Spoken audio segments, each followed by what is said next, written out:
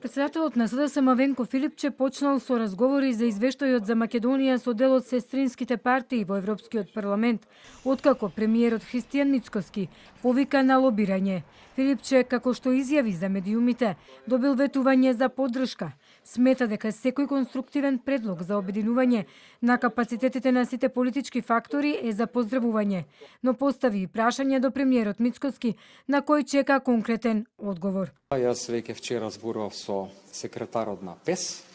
партијата на европски социјалисти, во чие семејство ние припаѓаме, господинот Филипек, во однос на координација и денес ги продолжуваме работи да видиме кои се тие конкретни чекори кои што треба да ги направиме, да разговараме со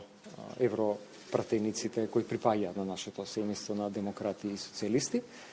Меѓутоа има едно прашање, а тоа е што е целта на оваа декларација и дали конечно, доколку биде прифатена, тоа ќе биде нешто што за премиерот ќе биде доволна форма на гаранција да се започне процесот на уставните измени.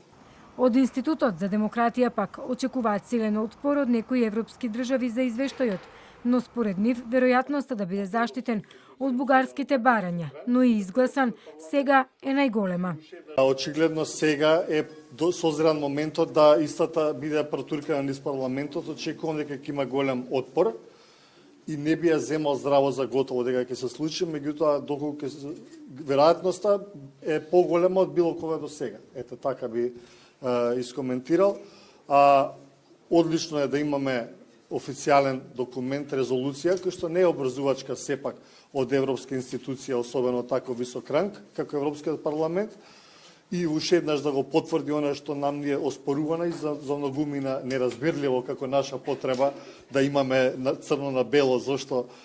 имаме континуитет и генеза во нашиот идентитет, меѓутоа е добро. Дали тоа отвара па за уставни измени? Мислам дека е чекор кон уставни измени, дека е единствен и доволен, не би рекол, сепак клучниот момент секако е да го заштитиме процесот на проширување од билатералните барања на Бугарија. Премиерот Христијан Мицкоски вчера најави дека во среда во Брисел ќе биде презентиран извештајот за Македонија на Томас Вајц, во кој за прв пат ќе се зборува за посебниот многувековен македонски идентитет и посебниот македонски јазик, а не тој од 1945 година, и тоа поврзан со нацијата, а не со територијата на државата. Според она што може да се види од предлог извештајот на Вајц, станува збор за 7 амандмани поднесени од него и од други европратеници кои содржат една иста додавка со целосно почитување на македонскиот јазик и идентитет, или обратно, со исклучок на еден во кој стои: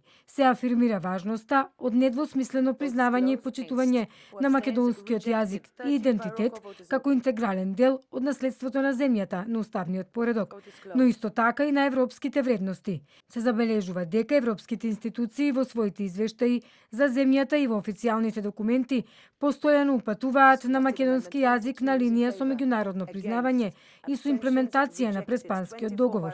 Се реафирмира дека почитувањето на јазичност, културниот и национален идентитет е фундаментална компонента на интегративниот процес и основа на демократските општества.